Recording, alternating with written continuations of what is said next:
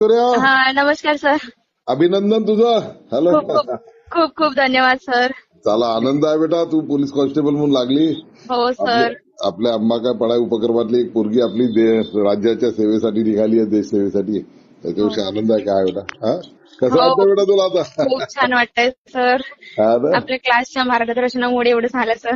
हा ना. चला छान बेटा, तुझं आता ते आवश्यकता आहे. एक लक्षात घे बेटा, आपलं जे काही आहे ते समाजासाठी आहे. आता तुलाही जेव्हा असे कर्तव्य करत असताना, कर्तव्यावर असताना, हॅलो, हो हो समाजातले जे गरीब आहेत, दुःखी आहे, समाजातला हो वंचित वर्ग आहे, त्यांच्या बाजून राहायचं बेटा नेहमी. हा.